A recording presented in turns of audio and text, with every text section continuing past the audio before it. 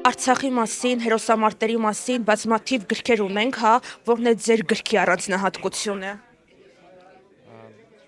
Այս գիրքը հատուկ նվիրված է 1722-1735 թվականների այդ ժամանակաշրջանին, երբ Արցախում, ինչպես նաև Սյունիքում եւ Արևելյան Հայաստանի որոշ այլ շրջաններում, նաև մայրաքաղաք Երևանում ստեղծվեցին մեծաքանակ զորքեր, հայկական զորքեր։ Մի բան, որ այստեղ դարերով չէր եղել արդեն, հայկական ուրեմն հայ մարտիկներ, հայ հրամանատարներ, պրոֆեսիոնալ հրամանատարներ նաև, որոնք հրավիրվել էին տարբեր տեղերից, որոնք մինչ այդ ծառայել էին պարսկական բանակում։ Ուրեմն այդ ժամանակաշրջանին է նվիրված այս գիրքը, զորքի կառուցվածքին, թվաքանակին, հրամանատարական կադրերին, զինվածությանը, զենքերի տեսականին, զենքերի արտադրությանը, զենքերի ուրեմն թշնամու ծարգրավման հատուկ ռազմագործողություններին, կարևոր ճակատամարտերին, որովհետև շատ ճակատամարտեր են եղել, որոնցից ամենակարևորները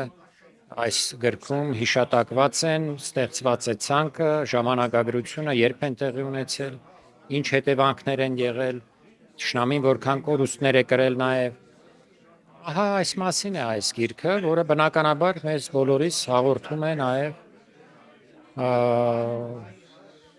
այնպիսի տեղեկություններ, որոնք նույնիսկ այսօր էլ կարող են օգտակար լինել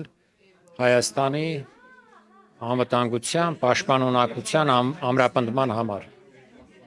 Արդեն հասցրել եք առնչվել քննադատություններին եւ ինչպես եք վերաբերվում դրան։ Չէ, դեռ չեմ հասցրել, որովհետև գիտական գրքի քննադատությունները գրավոր են լինում։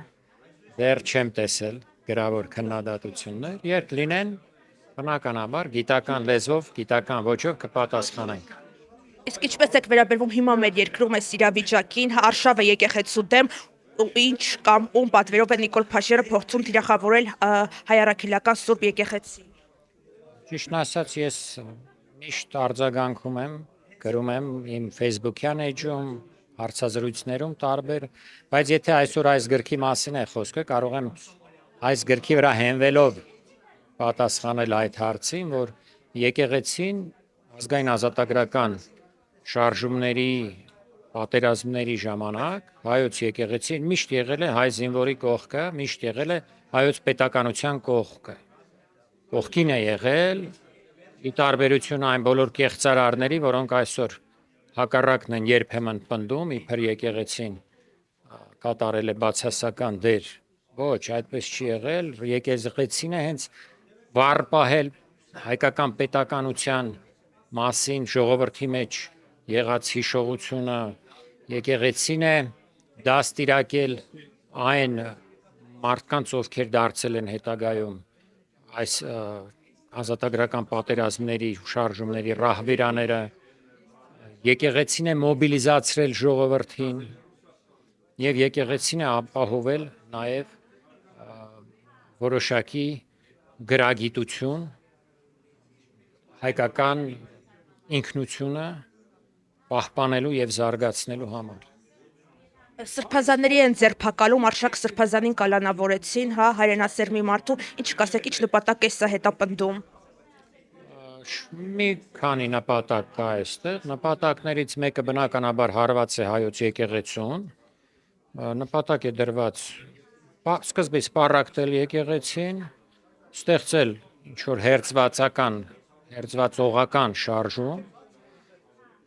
այն եւ ապագայում նաեւ առհասարակ ոչնչացնել հայոց եկեղեցին այն կառույցով համաշխարհային, որով մենք նրան այսօր ճանաչում ենք։ Սա նպատակներից մեկն է, որ ինքնին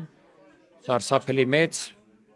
վտանգ է ամբողջ հայ ժողովրդի համար եւ Հայաստանի համար, Հայաստանի անվտանգության համար։ Բայց բացի դրանից բարձրաստիճան հոգևորականների ձերբակալությունները առհասարակ նպատակ ունեն նաեւ ժողովրդի մեջ վախ ներարկել, բնակչության ավելի ենթարկող դարձնել, իսկ պետական համակարգին վարժեցնել, մարզել, ել ավելի լայն բռնաճնշումներ իրականացնելու համար։ Պատմական օրինակները շատ են, կարող ենք վերցրել 1937 թվականը, երբ այդ զանգվածային բռնաճնշումները սկսվեցին ամենաճանաչված մարդկանց տարբեր ոլորտներից, այդ թվում հոգևոր ոլորտից, ձերբակալելով եւ շինցու դատավարություններ կազմակերպելով։ Կարող ենք վերցնել նույնիսկ Ֆրանկոյի Իսպանիան ժամանակաշրջանը, ուրեմն 1930-ական, 40-ական թվականները,